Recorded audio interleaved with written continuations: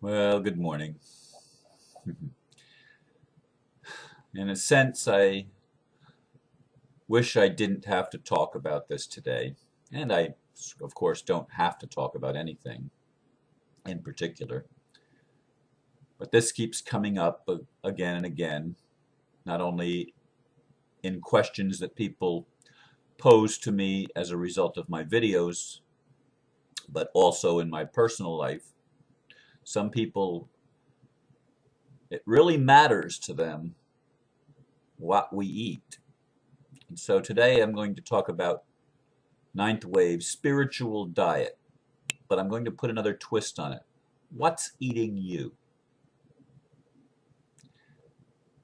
We probably don't pay as much attention to that in our culture as we do with what we are putting into our mouth. So I wrote a little blurb.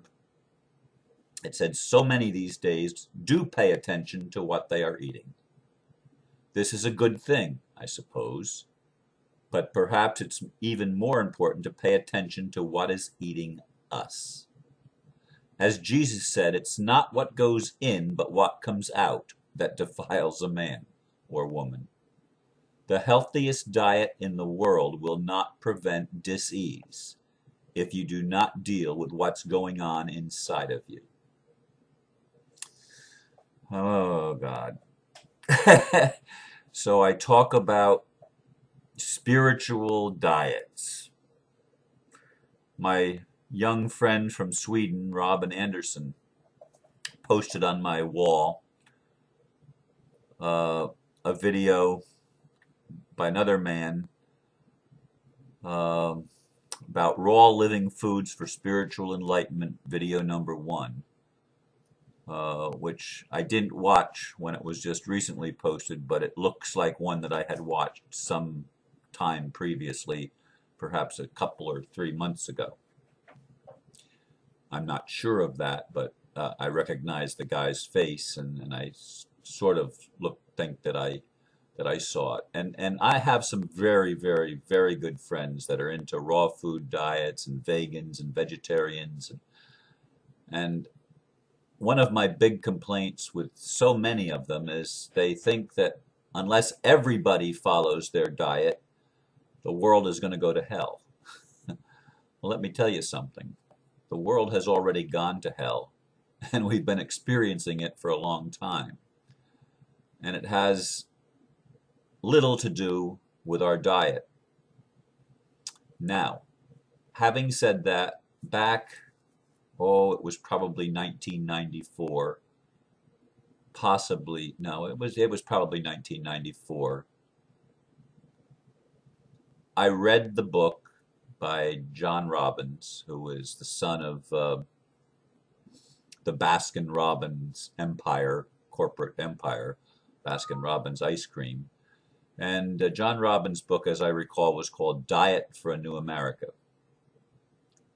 And I read the entire book with avid interest and not more than a little bit of alarm, learning how, for the first time, our food corporations deal with animals, how they are treated, how they are killed, the processing, the chemicals that are being added, all that stuff was eye-opening to me. And this lifelong omnivore decided to become a vegetarian, a limited vegetarian.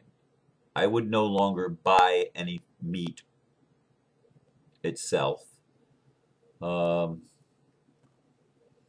if I was invited to eat somewhere else and they served meat, I would not make a big deal out of it. I would eat what was put in front of me, provided, of course, that it was something that I liked. And for those of you that know me, you know that there are some things that I just will not eat at all, like mushrooms, for example. I mean, I think they're disgusting. It's disgusting to eat fungus. It's a mental thing. You know, it has nothing to do with what it tastes, because during the time that I became a vegetarian, I actually ate mushrooms for a period of time. And I ate health food bars, and I did make an effort to to eat what was supposed to be healthy for me. And when I did eat, the few times during that 6 or 8 month period, whatever it was, that I was trying to be a vegetarian, that I did eat meat, I would be very apologetic, if not out loud, certainly in my heart.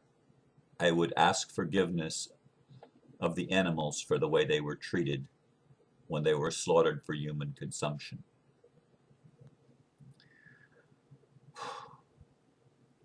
And one day I was eating a health food bar,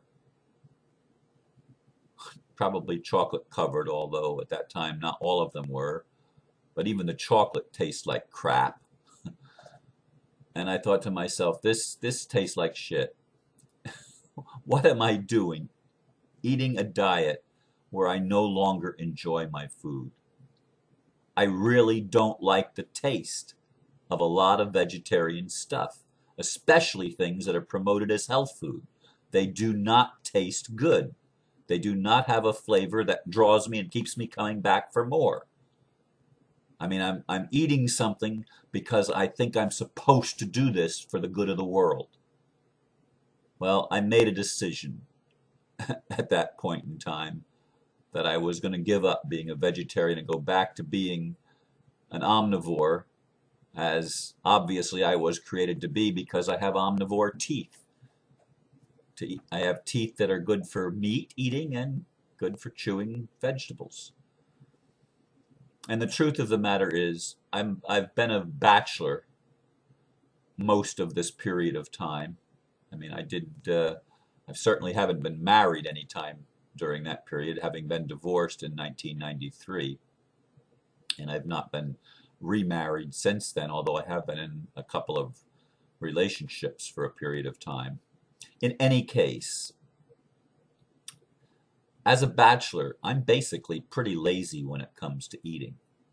I don't want to have to do a whole lot of food preparation to prepare a meal. It has to be quick and easy. So I do eat some processed foods. I don't eat, I go through periods where I don't eat a lot of meat, and I go through other periods where I do, but I don't consider fish or chicken meat. Although lately I have been eating a lot of sausages, Polish sausages, with sauerkraut, because that's good for you. It's got all those, what do you call them? I forget. But sauerkraut's supposed to be very, very good.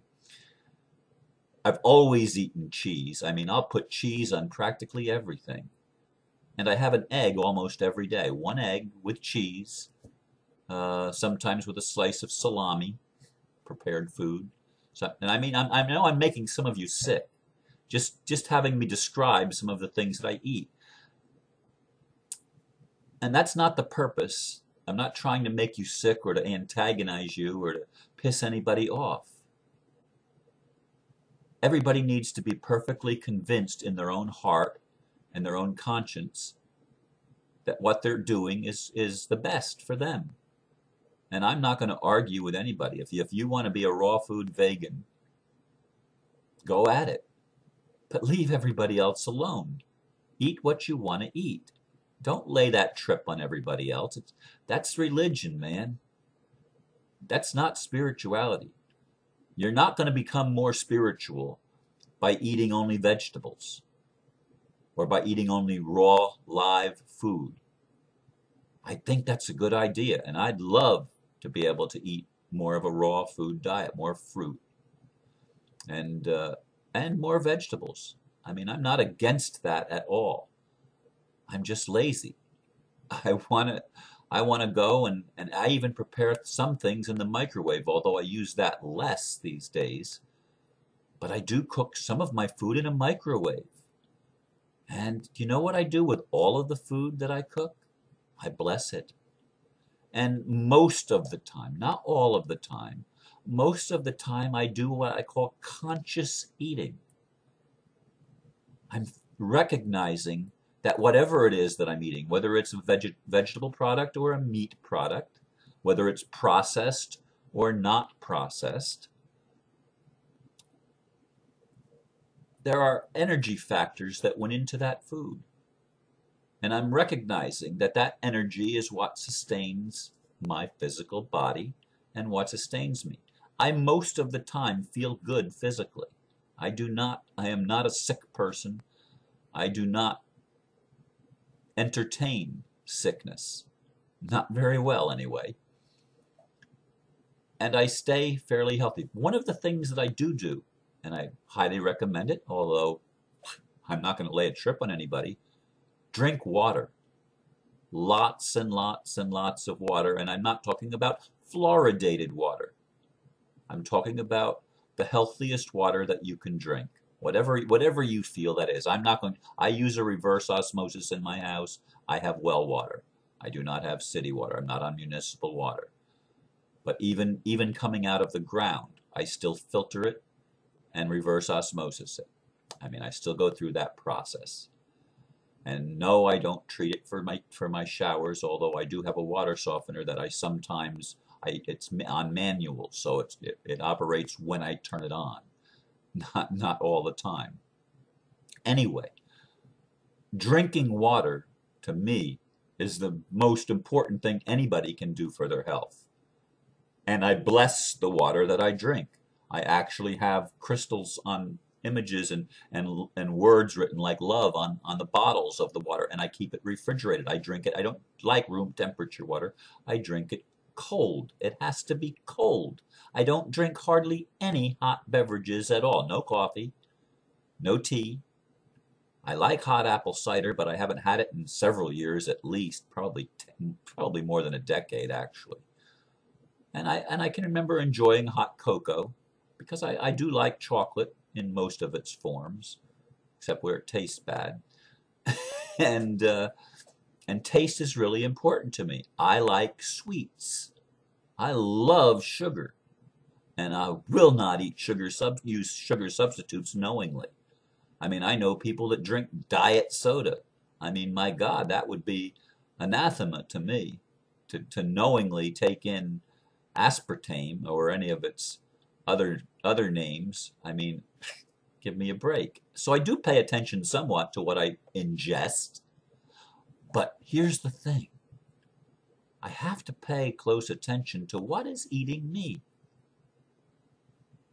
And it eats me when people try to lay trips on me. It eats me when people try to tell me what to do. I have great resistance to being told that I'm supposed to do anything, or to be any certain way, or I'm supposed to believe something. I mean, boy, those things eat at me. I mean, I've spent a lot of time in the past several years reclaiming my personal sovereignty, and I'll be damned if I'm going to let other people make my decisions for me.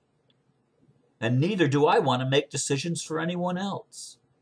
It eats me when people try to lay their trip on me. I call that fundamentalism, folks. And I don't care what it is. I don't care if it's a fundamentalist vegan that thinks that the whole world has to be vegan or otherwise it's not doing the right thing and it's not being spiritual. Some of the most spiritual people I know are carnivores. The indigenous peoples of the world, the Native Americans and the natives all over the world have been meat eaters, hunters and gatherers. And that doesn't mean they're not spiritual. It doesn't mean that there's something wrong with them, that they're no good, or that they're going to hell. It doesn't mean that at all. So what I'm asking is I'm asking you to be considerate. No matter what your dietary preferences may be considerate of others. Don't be trying to lay your trip on somebody else and saying that how many gallons of water it takes to raise a pound of beef. A lot of that I think is total BS, quite frankly. Quite frankly, I do. Now, would I like to someday live in a world where things could be good, nutritious, and more instant? Absolutely. More instant being the key. Maybe if I get married or get in a relationship at some point in time, and my partner doesn't mind preparing the good food for me, I'm certainly going to eat it. I'm not going to be argumentative as long as it's something that I enjoy. But enjoyment is important because it eats at me when I'm not enjoying my food. It gets to me. And then I get upset. And then I get more disease prone and sickness prone. And I don't like being disease or sickness prone. I like having, as much as I can, a good attitude toward people and toward things, as much as I can. I do live in the world, and I do rub shoulders with a lot of things that tend to get me, get to me and push my buttons. I do, just like everybody else. But as much as possible, I try to be at peace with myself and with those around me, as much as possible. So I leave you with these thoughts. I see I went over. And I didn't even want to talk about this, but so now you know. If you want to judge me for my diet, go ahead. I mean, if that makes you feel better. If you want to let that eat at you, let it eat at you. But I'm convinced that what I'm doing is what I need to be doing right now for me. And may each of you be convinced that whatever you're doing right now is the best for you. And so be it. Namaste.